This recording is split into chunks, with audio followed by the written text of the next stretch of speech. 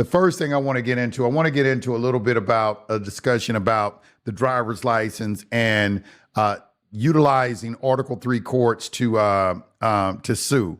Now, I did my own research on this, and with the assistance of ChatGPT, people be like saying, yeah, ChatGPT is right. I'm like, look, if you're not using ChatGPT, you're just a damn fool. I deal with hundreds of people. ChatGPT is like my assistant. If I have a ChatGPT can help, I train ChatGPT so it thinks like me. It's going to give an answer the way I would give it. So obviously, yeah, I'm going to use ChatGPT. I use it for a lot of it. It cuts down on time. If you're a businessman, you're in business and you're not using some sort of AI software, you're just going to get left behind. That's without a doubt. I have no doubt. And on top of that, you should be utilizing it to conduct your research because it is an excellent research tool to assist you. If you can guide it on what it is exactly that you're looking for, most definitely. And I was doing some research with ChatGPT, and it was an answer that was always right there in front of my face. I understood that a lot of people don't understand the role of the Supreme Court. There is a video on the internet called The Role of the Supreme Court Under the Constitution with Justice Scalia and Justice Breyer on there answering some questions from Congress and just getting into, jurisdictional things and what is constitutional and what's not constitutional. I don't think people really understand that the Supreme Court, there's a Supreme Court of the United States of America, and then there's a U.S. Supreme Court. All right. Just like there's a district court of the United States and then a United States District Court. Everything that they have that starts with United States, it is something that Congress created. You have the United States Postal Service, United States citizen, United States taxpayer, United States District Court. They title everything they own within the territorial jurisdiction of the United States. It begins with the words United States. So when you see United States Supreme Court and then you see the Supreme Court of the United States of America, it's the same entity operating in two different capacities. When they're operating as the U.S. Supreme Court, they're operating in an appellate capacity of the United States District Court and Congress. They're legislative courts. They just they're in a appellate capacity, and all they do is review procedural aspects of the lower courts and make determinations of whether or not their rulings were constitutional or non-constitutional. And then there is the original jurisdiction of the Supreme Court, where they take cognizance over cases protecting private rights of citizens. All right. Where, which is where, as a private citizen, that's where we should be at, because the Supreme Court of the United States of America, their primary function is to protect private rights. They are the gatekeepers against the government to prevent them from encroaching into the private. All right. So the question came up, well, with the driver's license, the ultimate question is it public or is it private? All right. Is driving is public, traveling is private, and is your property, because we have a right to have private property. So is this an infringement on our right to private property? And the question has never been tested in the U.S. Supreme Court. So today I'm going to offer you a pleading that with the assistance of ChatGPT that I came up with, that I felt like is pretty good. It'll be a pretty good guide. I will offer it for download on SPC University. You don't have to be a member to download it, but there will be a link under the video where you can download this. And if you want to enhance it or do something with it, you're more than welcome to do that. But I think you're going to find it's a very, very nice. It's nice, in my opinion. Okay, now you can always tell somebody who doesn't know how to use ChatGPT. They'll say, well, that being said, I have observed that ChatGPT is heavily slanted toward anti-sovereign conduct because you haven't programmed it. It's still raw. You just took it out the box. That's when you see that right there, you haven't. ChatGPT has an upload function. Okay, you have to train it to be your agent. All right. I got into discussions with ChatGPT when I say, well, this is a sovereign citizen. Okay, well, what about this? And it's, oh, well, you're right about that. And then, it is an AI. If you feed it accurate information, it'll comply. What I want to start with first is we're going to look at pleading. All right, we're going to look at this pleading. All right, we're going to look at this pleading. Okay. Now, I'm going to read this to you, and then you can, if you want to download it and enhance it, you can. But this is an example of a lawsuit on right to travel. I'm not a big right to travel person, but I just get so many questions on it. It's such a big topic. I do. The right to travel arguments are accurate. I think that there are some holes in it as far as you operating in a municipality. You're supposed to, it's a lot of land out there. Y'all supposed to go out there and create your own cities and create your own police departments and then police your area yourself and create your own municipal laws, how you want to operate on your property. That's what y'all don't get, in my opinion. But, a lot of people think you can just go anywhere and do anything whenever they want. They just think that way. And I think that's delusional in that thinking when I hear people talk like that. They don't understand public rights versus private rights. But anyway, let's get to this. A memorandum of law in support of the fundamental right to travel. Let's look at this. Let's see what we got. Let's see, can we get some information from this that may be advantageous. Now, this memorandum is submitted in support of the position that the right to travel is a fundamental constitutionally protected liberty that cannot be lawfully abridged by statutory licensing schemes when exercised privately and non-commercially. This right, firmly rooted in common law, constitutional text, and judicial precedent, is distinct from the state-regulated activity of driving or operating a motor vehicle in commerce. Statement of facts. Okay, and you're going to insert whatever happened to you. Namely, plaintiff was cited or arrested for operating a motor vehicle without a driver's license. Plaintiff was engaged in non-commercial private travel at the time. No harm or injury to person or property occurred. All right? So it wasn't no safety violations or anything like that. Let's go to the next one.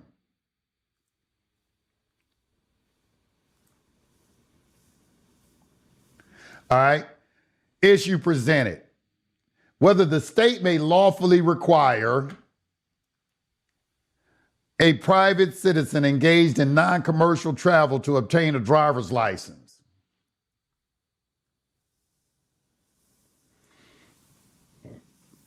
Excuse me. Whether the statutory term driving applies to private conveyance or persons or property absent commercial activity. So we got to put this before the Supreme Court and let them rule on it under their original jurisdiction of Article 3, not in their appellate capacity. All right. Number 3, whether compelled licensing constitutes a contract or adhesion lacking voluntary informed consent, thereby infringing constitutional rights. Legal standard. Courts must strictly scrutinize any statute that restricts a fundamental right. Shapiro versus Thompson, volume 349, U.S. Reporter, page 618 and page 638, year 1969.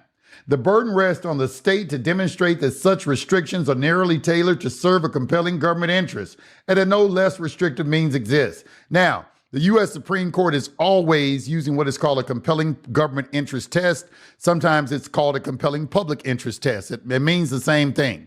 Government and public are interchangeable terms. They are synonyms. All right. So the compelling public interest test means if it is compelling enough that the public has an interest in it, then they have a right to regulate it. Okay. So legal standard. Courts. I'm on the argument.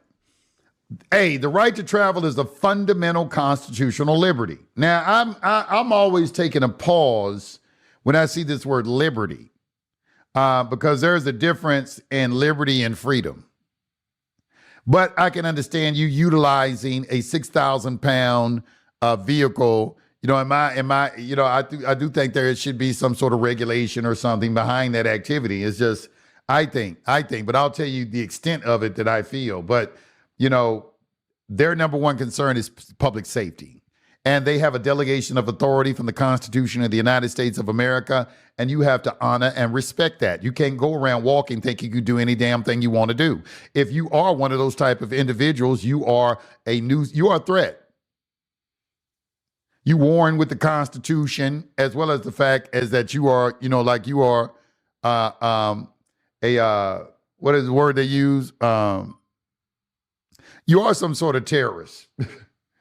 If you're not recognized, and you need to get into law books and understand public rights doctrine. You got to understand they got rights because the Constitution gave them rights and we gave them the Constitution. So you can't go against your own delegation of authority.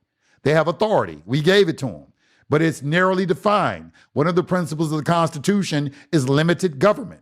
What we are looking for right now is the limits of government, the same question that Scalia was asking them as well. What are the limits on commerce? Because it doesn't appear to be any.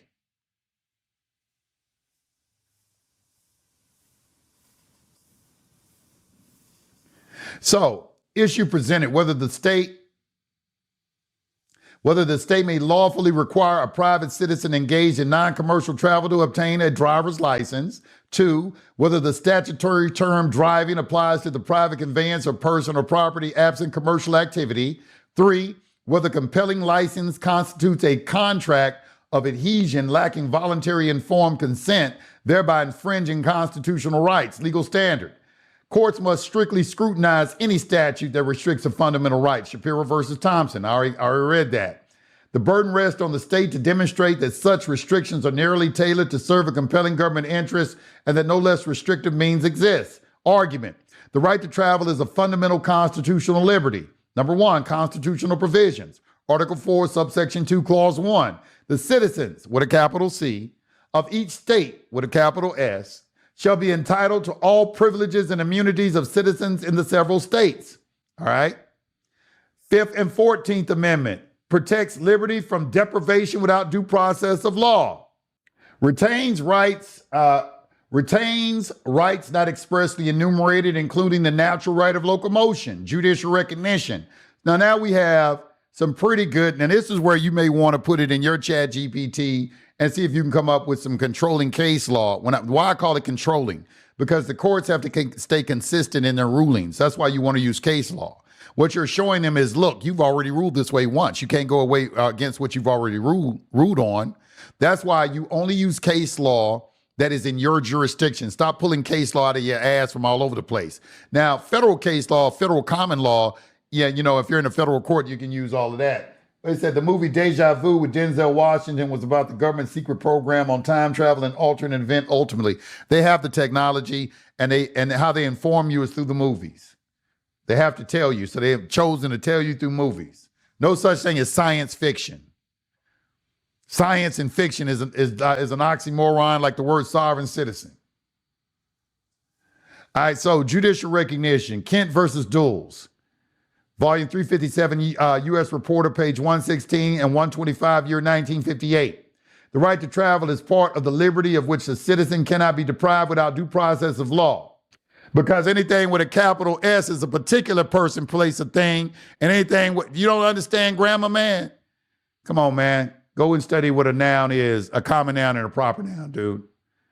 Come on now. I'm not gonna get into a English grammar class right now. Saenz versus Roe, volume 526, U.S. Reporter, page 486 and 500, year 1999. The right to travel occupies a position fundamental to the concept of our federal union. Shapiro versus Thompson, volume 394, U.S. Reporter, page 629. Restrictions on travel must promote a compelling government interest. United States versus Guest, volume 383, U.S. Reporter, 745, page 745, as well as pages 757 through 758, year 1966. Freedom to travel throughout the United States is a constitutional right. Thompson versus Smith, volume 154, Southeast Reporter, pages 579 and 584, Virginia. The right to travel upon public highways is not a mere privilege, but a common right under liberty and the pursuit of happiness. All right. Now, you need to learn how to read a citation of authority. This volume right here that you see, like 357, that tells you what set of books to go to. The U.S. Reporter, the initials tell you what set of books. The volume tells you what volume to go to. Because it's a whole, it's more than one book. So this is letting you know it's 357 different books. So you're going to go to one with 357 on it, You're going to go to the books labeled U.S. reports, and then you're going to go to page 116, and then you're going to find the case. Learn how to read a citation of authority. Distinguishing travel from regulated driving. At common law, travel referred to the act of moving from place to place in the ordinary course of life. Okay, sorry about that. Okay, distinguishing travel from regulated driving. At common law, travel referred to the act of moving from place to place in the ordinary course of. At common law, travel referred to the act of moving from place to place in the ordinary course of life, whether on foot or by conveyance, without engaging in commerce. Statutes defining driving or operating a motor vehicle often limit to the term to those engaged in transportation for hire. I want y'all to think about this. How can they regulate anything but other than commerce? Because everything on the public side is a commercial entity, is an artificial entity. They can only make laws for commerce. Everything they do is related to commerce. I don't even understand how they I've just seen even the Supreme Court justices just tell them this so many times, but they think they can just still keep trying to ignore it and act like, you know what you're talking about. We got to take it up there and test it and put it in front of their face and see how honorable our U.S. Supreme, how honorable the Supreme Court of the United States of America is. We know the U.S. Supreme Court is not that because the U.S. Supreme Court was created by the Judiciary Act. How can an act of Congress create a branch of government? The branches of government were created by the Constitution. So you have U.S. Supreme Court, and then you have the Supreme Court for the United States of America. Pay attention. So at common law, travel referred to the act of moving from place to place in the ordinary course of life, whether on foot or by conveyance, without engaging in commerce. Statutes defining driving or operating a motor vehicle often limit the term to those engaged in transportation for hire.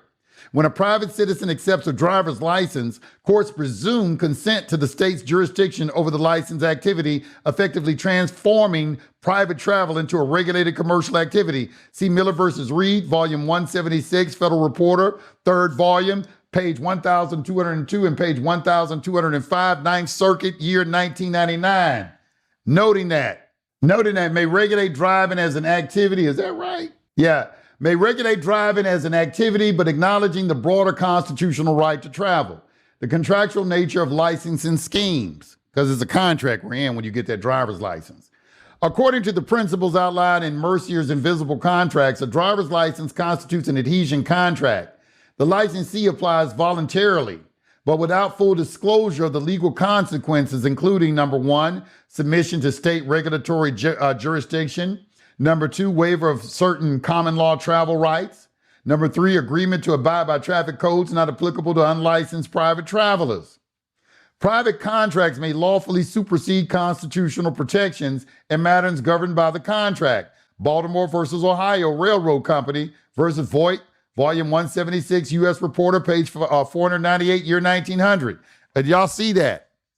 Contracts can supersede. That's why they got a clause in the Constitution. They can make no law that will infringe on the obligation of contracts. I don't even know why y'all keep bringing up the Constitution, because if it's a matter of contract, that's why they telling y'all get that shit out of here. Like, why the fuck you talking about the Constitution? You know, it's the Constitution is the highest law of the land. Yeah, and in that document, it says they can't make no law that will infringe on the obligation of contracts. Private contracts may lawfully supersede constitutional protections in matters governed by the contract. Baltimore versus Ohio. I just did that. But only when consent is knowing, voluntary, and intelligent. That's where you got to challenge them at. What did I enter into this contract knowingly, intelligently, and voluntary? Well, all the material facts associated with me entering into this agreement, was I given full disclosure of all the rights that I would be giving up? The lack of informed consent in licensing procedures calls into question the legitimacy of the state's regulatory reach over private travel. Compelling licensing fails strict scrutiny for non-commercial travel. The state's interest in public safety can be served through narrowly tailored means that do not compel licensing or private travelers. Yeah, they say, well, you know, a license is for safety. Man, it's 1 million people a day have wrecks and they got a driver's license. Man, all kind of people kill people and they got a license. Injure people and they got a license. A license, and in no way is evidence that that person knows how to drive safely. It doesn't do that, not at all. You could give me a damn certificate. I go to a driving school and get a damn certificate and say, yeah, he passed the test. We know how to drive. Why I need a license? You need a license for permission to do business. Like an Uber driver, he needs a license. Private contract, okay, so the state's interest in public safety can be served through narrowly tailored means that do not compel licensing on all private travelers. The blanket requirement for a driver's license without distinguishing between commercial and non-commercial use is overly broad and infringes upon the fundamental right to travel. Conclusion. The Constitution, common law, and controlling judicial precedent recognize and protect the right to travel as a fundamental liberty. The statutory licensing of drivers applies properly to those engaged in commerce on the highways, but not to private citizens engaged in non-commercial travel. Compelling a license in the latter case constitutes an unconstitutional condition and an unenforceable contract of adhesion. The court should recognize the distinction between travel and commercial driving, find the plaintiff's activities fall within the former category, and declare the enforcement of licensing requirements against plaintiff unconstitutional as applied. Prayer for relief. Plaintiff respectfully requests that this court declare that the right to travel is a fundamental constitutional liberty and join the state from enforcing driver's license requirements against plaintiff for non-commercial travel and award any other relief deemed proper and just and proper. And then you have your exhibits. There is some exhibits. And one thing that I really like is how ChatGPT did this for me, man. It pulled this chart that shows you the timeline of how they changed the meaning of the word of drive over time. How it was originally was very, very clear in its which a lot of us, we already know this anyway. You know, if we did any type of cursory examination into this subject, and you looked at some old dictionaries, you can see, like right here, you can see in Black's Law 4th edition, one employed in conducting a coach, carriage, wagon, or other vehicle. Employed is the operative term. And modern statutory edition in California Vehicle Code 305, driver means a person who drives or is in actual physical control of a vehicle. Key observation, historically tied exclusively to employment and transportation for hire, now applies to all persons operating any vehicle, regardless of commercial status. See, now when you feed this in the Chat GPT, at first they're gonna be saying, that right to travel is some bullshit. But see how I went and dug and found this shit? It's, these niggas was lying to me. They programmed me incorrectly. That's where my Chat GPT is at right now. It's like, oh man, these niggas, they programmed me wrong. I can't believe it. Thank you, Yusufel, for waking me up. I said, you ready to go get them? Let's go get these bastards. All right, let's get on it. Bouvier's Law Dictionary, one employed in conducting a coach, carriage, wagon, or other vehicle for hire. That's 1856. But they changed it now in modern.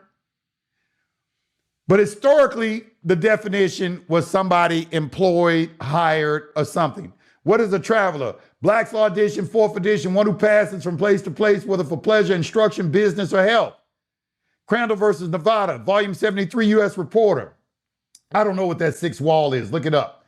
1867, the right, and it's so many different abbreviations for so many different legal resources. You get a list of them, you'll see what I'm talking about. But it is a good practice to start learning as many as you can. Instead of saying 73 U.S. 6 wall 35 1860. The right of locomotion is secured by the Constitution to all free inhabitants. Rarely defined in modern statutes, instead replaced with terms like operator or driver in a motor vehicle codes. The legal concept of a private traveler as a right-bearing individual has been largely omitted from modern statutory schemes, replaced by commercial terminology. ChatGPT, I noticed that. Everything in there is commercial. 18 U.S.C. subsection 31A6, pre-amendment. Every description of carriage or other contrivance propelled or drawn by mechanical power and used for commercial purposes on the highways, motor vehicle, Historically, state definition often specified for hire used in commerce. Most modern state codes define motor vehicle broadly to include all self-propelled vehicles, regardless of purpose, namely California Vehicle Code, subsection 415. The removal of the commercial purposes qualifier expands regulatory jurisdiction from commercial carriers to all private conveyances.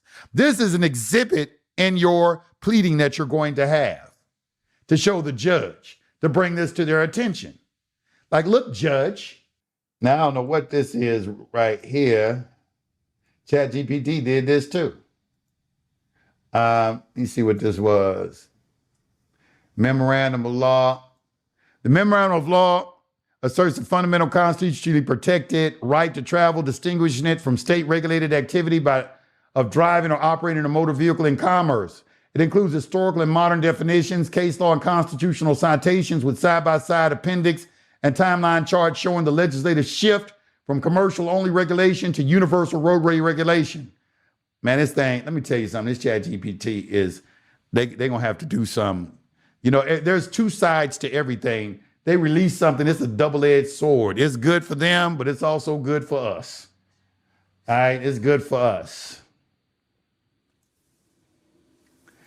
And with that being said, I hope, you know, that will be available to you down in the description. I'll put a link at the end of this video. And you, if you want to, you know, download that, upload it into your ChatGPT. I don't care. You should do that. You should have, you should write, upload, you said ChatGPT, rewrite this and enhance it and add more case law, add more citations of authority to support my position that traveling is a private activity and driving is a commercially activity that is regulated by the Commerce Clause of the Constitution for the United States of America under Article 1, Section 8, Clause 3. Just tell it something like that. You got to talk to it. All public roads or waterways, law of the sea. Notice how all U.S. routes, U.S. interstates, etc., road signs look like a badge, perpetrating authority. Also, notice how they say U.S. route.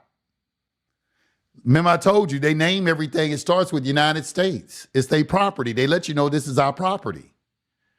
They name everything that they own that is within that territorial jurisdiction. It begins with U.S., U.S. Postal Service, U.S. citizen, U.S. taxpayer, U.S. District Court. That's how you know it's a territorial jurisdiction.